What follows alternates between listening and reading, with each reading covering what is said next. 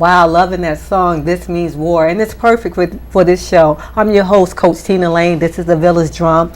And October is Domestic Violence Awareness Month. And I have two phenomenal women in the studio who's going to talk about their journey. One's going to talk about her organization. I'm just so happy to have them here because I am a domestic violence advocate. And I love to talk about what's going on, especially with survivors or people who may still be struggling with this. But we're going to give you some information. We're going to give you some feedback, their personal story. And we're going to encourage people today. So I have Miss Kakila Hunter. Hi, Kakila. Hi, thanks for having me. You're welcome. And I have Shan Barclift. Hi, Tina. Hi. So, Kakila is the CEO of this organization called The Dressing Room. She has a beautiful shirt on, the purple. If you don't know, the color for Domestic Violence Awareness Month is purple. Yes. So, we have this on, and I have my button. Yeah. Anyway. So, tell me about the Dressing Room. Well, the Dressing Room is a 501c3 nonprofit organization where we give women workshops to help them along the way, whether it's resume writing, interviewing skills. We also give them financial literacy, and after the workshops we also provide them with clothing, because sometimes when you're in that situation you're not worrying about yourself, you're worrying about whether you have children, the situation you're in, and some gain weight, some lose weight, and when you're going to try to get back into the workforce you need the clothes. And sometimes you don't have the finances at that time. So that's when the dressing room also steps in and provide the women with clothing and accessories. That takes a big load off of people. That is true. Because a lot of time women who are transitioning back, yes, like they're transitioning back, they now are survivors. They will need those accessories that you're naming, those things, because sometimes women may leave with only the clothes on their back. Exactly. Shan, she's the producer of I Ain't That Chick. Yes. And that is a talk show that you can catch online, as well as what television station is on now? We're on Choice TV, and also we're on Comcast in certain parts of California. That's right.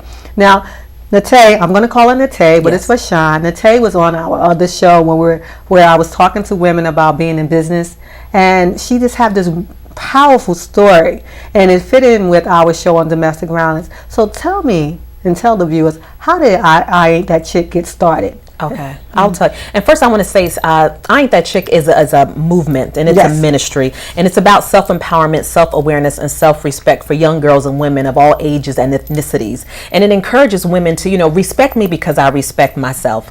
But, I used to live in LA for 14 years by myself. I didn't have family there. And, I'm a gorgeous young woman like the two of us. Say it. And yet I'm a gorgeous young woman, like we all are. And, I'm serving God, and, I was lonely, and Lord, I wanted my husband. I wanted a Christian man. I wanted somebody invested in me, and there was no one. And so, I'm going to church every Sunday and Wednesdays and doing whatever, and there's no man, pursuing me. And so, I say loneliness can make you do some unfortunate things. Yes. There happened to be a man in my midst, and I didn't really like him, definitely didn't love him, and wasn't interested, but I was lonely. I wanted to go out. Okay. I wanted somebody saying, Nate, you look beautiful, Nate, you look nice.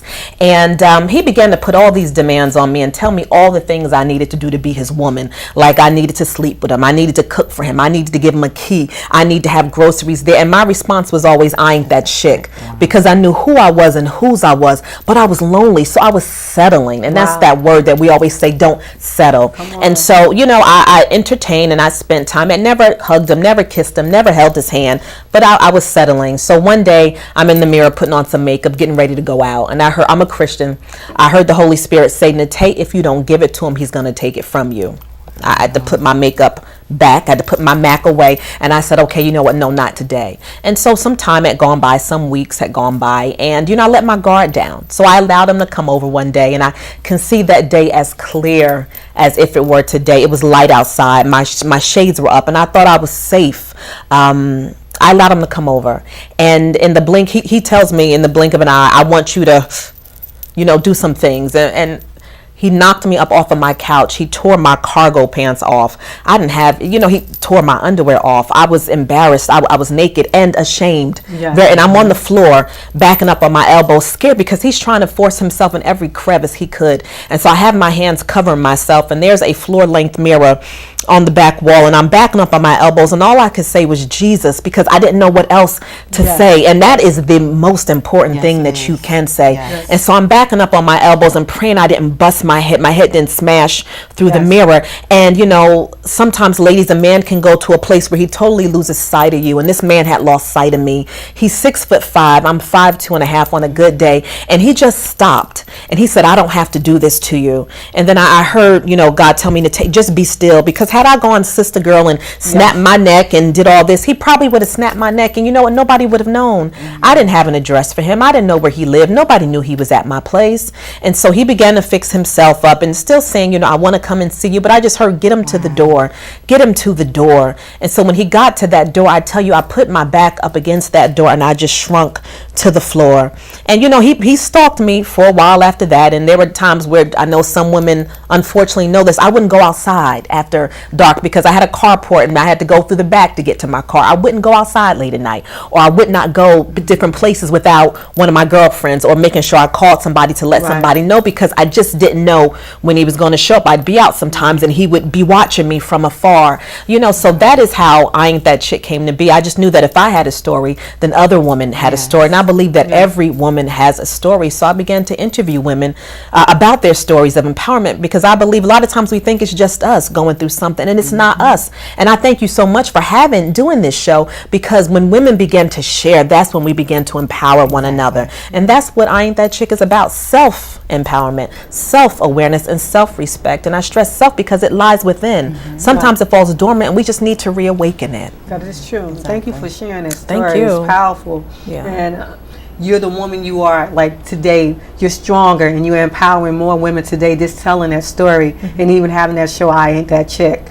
Thank you so much for that story. You. I didn't know everything about you, but it's amazing. You can know people, but you don't know their journey. Yes. Like, and one of the things that I know about Kakila, when you were going through, a lot of people didn't know your journey. Not at all. Share with us. Well, first, let's share what is domestic violence. Well, domestic violence, a lot of people think domestic violence is just physical, and it's not.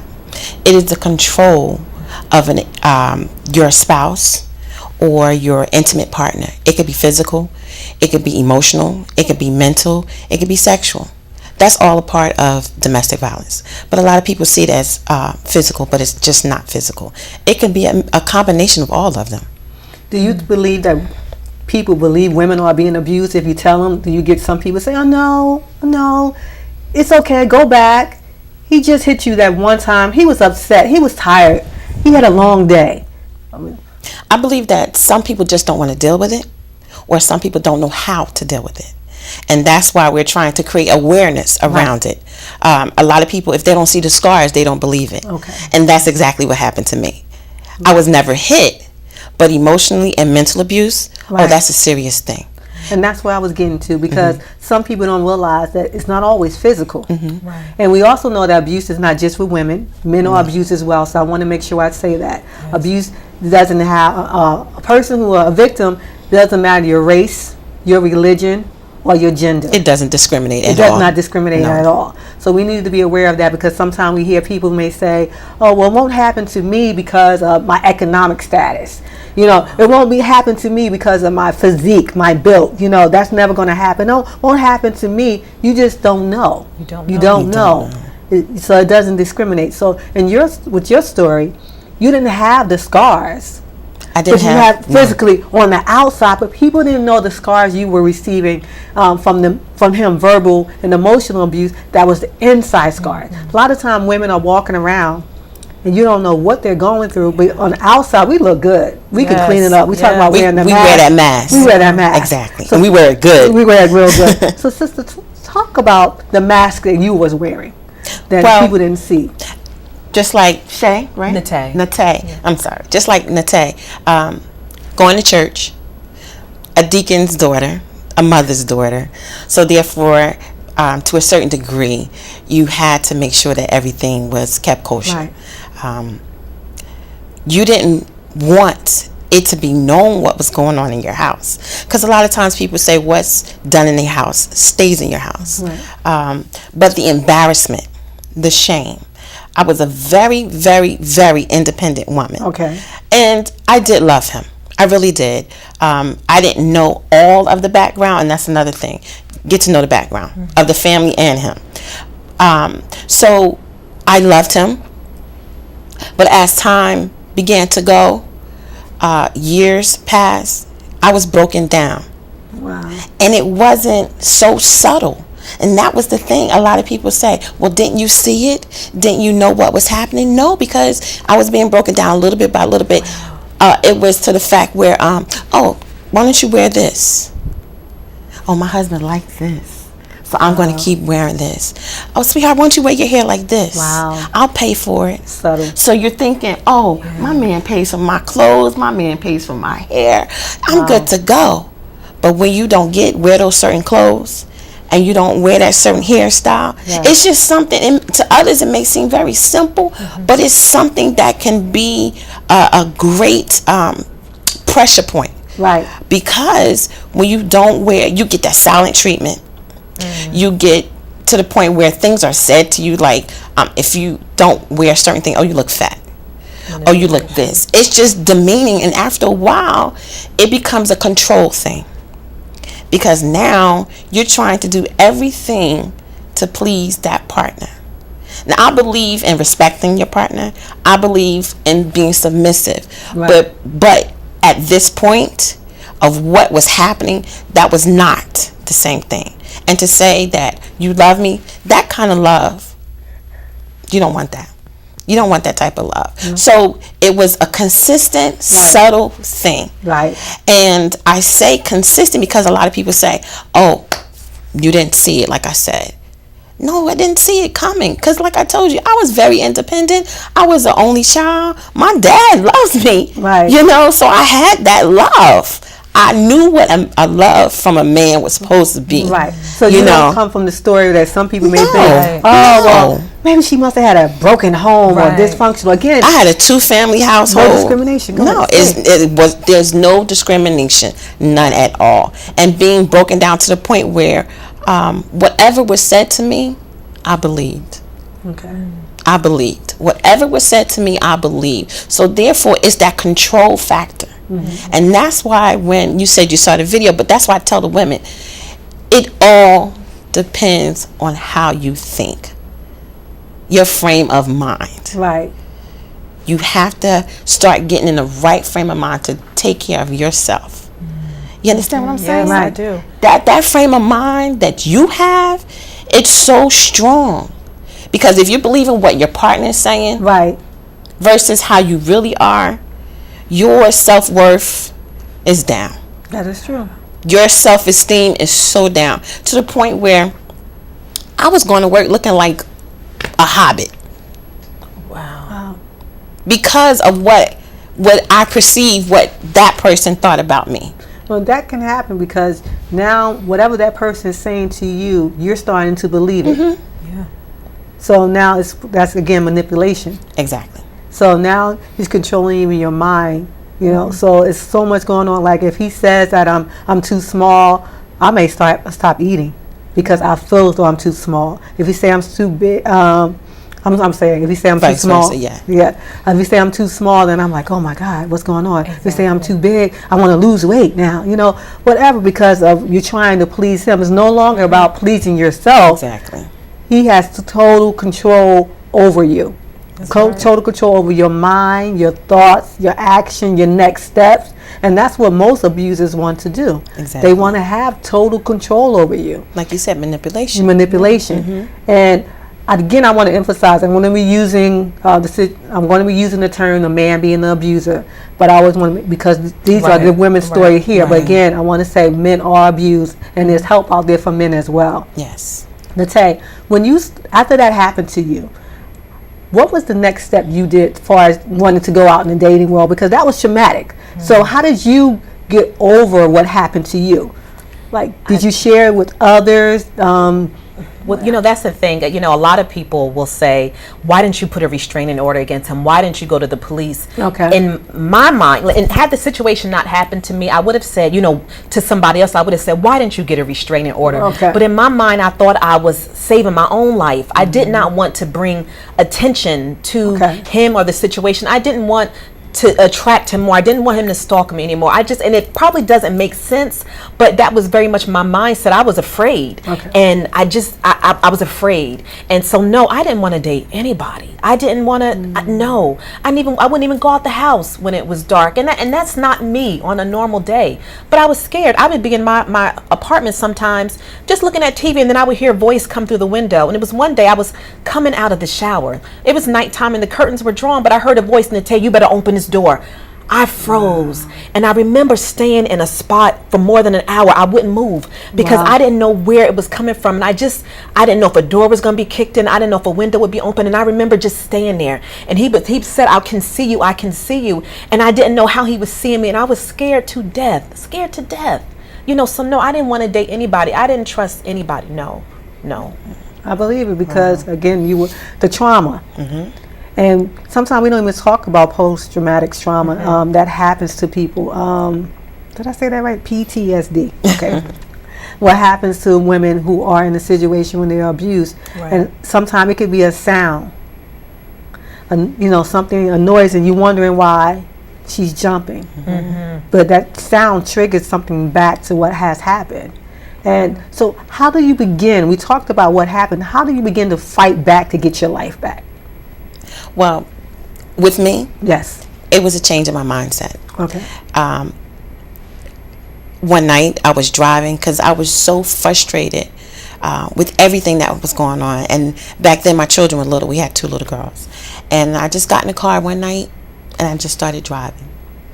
And I was driving down the parkway and something said, just end your life right here. Wow. Just turn the car and go over the bridge. It was nothing but God. Nothing but God that kept me that day in the right frame of mind for a split second, because I was really contemplating suicide, just to end everything.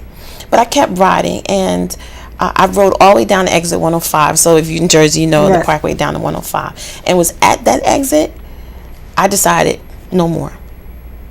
I'm done. This is it. My life has got to change. Wow. And I turned around, and most people say I do a 360.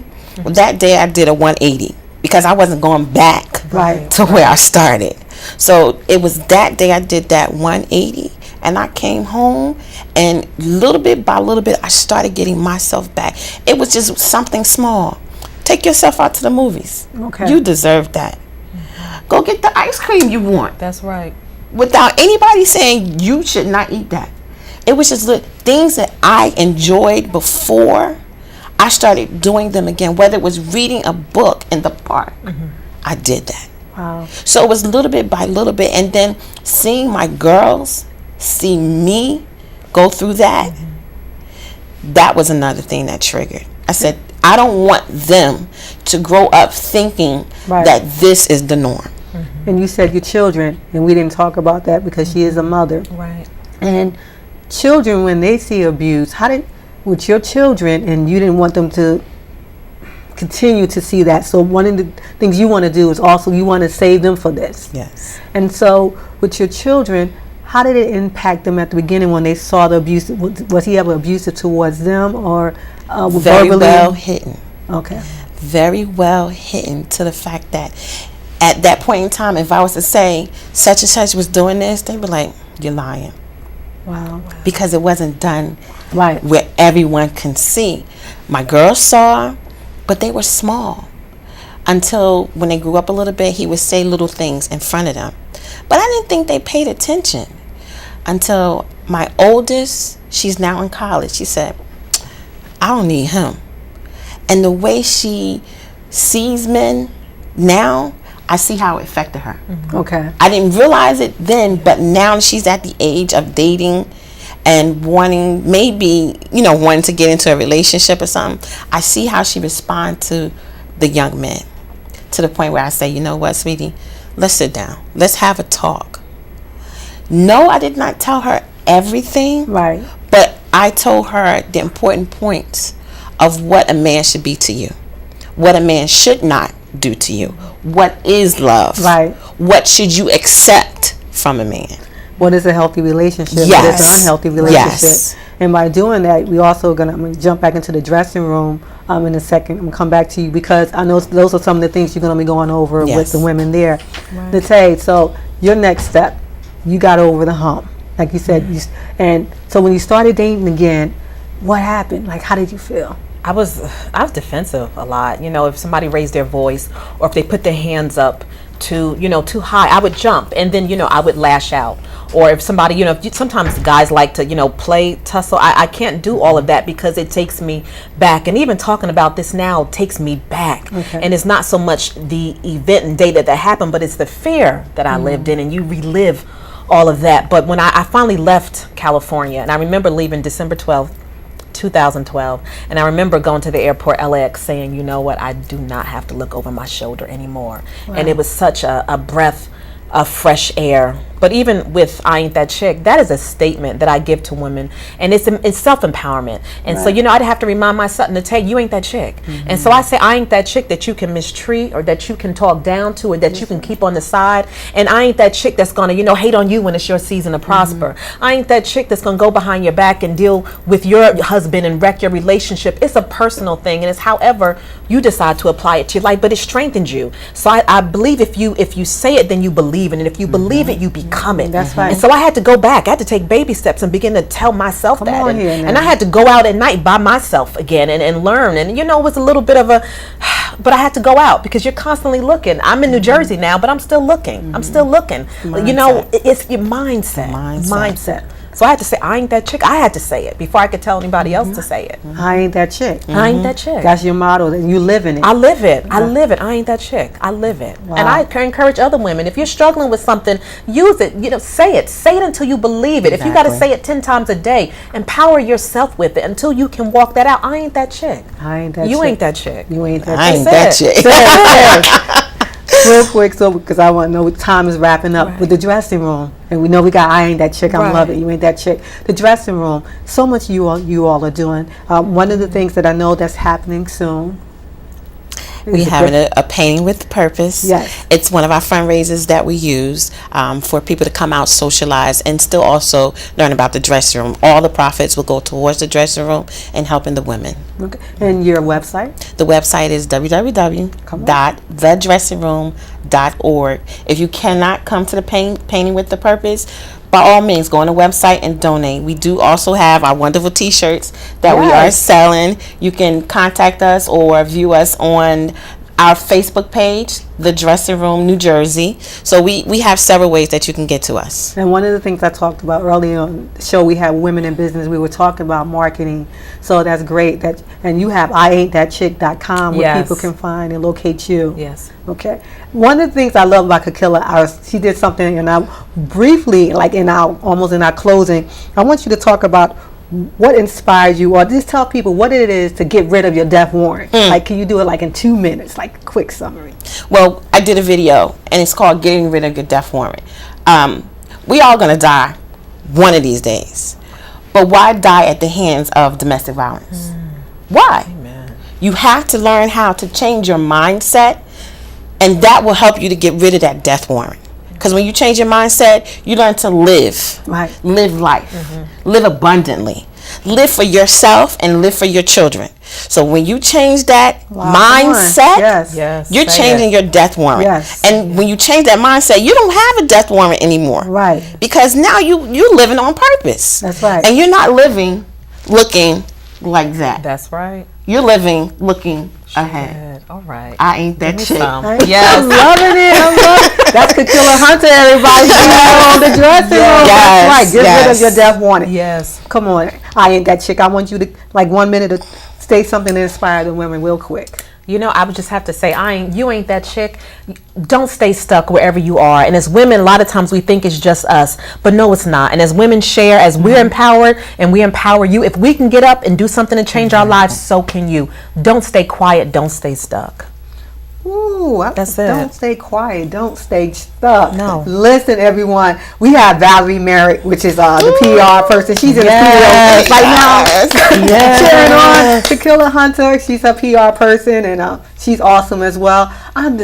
Don't stay quiet. No, don't stay stuck. and I live love while you. you're Don't stay alive. silent. Don't stay silent. Don't Exactly. stay silent. And I want to say to someone today, if you're in that situation, there are contact numbers. You can go online, the National Domestic Violence Hotline number. You can go to different organizations. Love is not abuse. Say something. Don't stay silent. That's important. Don't stay silent. Get in contact with someone. There's help out there for you. There's shelters out there for you. There's a system out there to help you.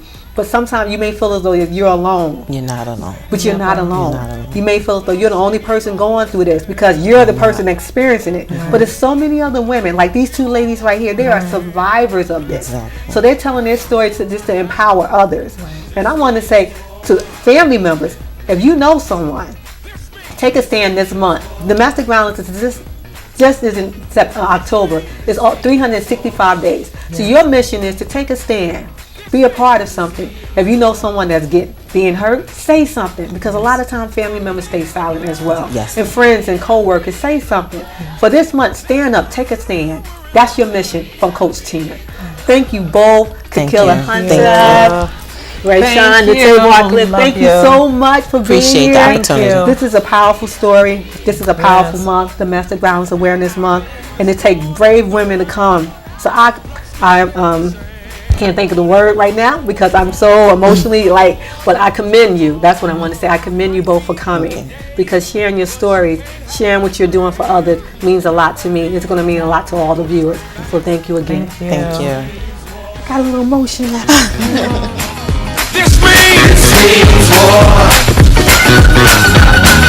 This means war. This means war.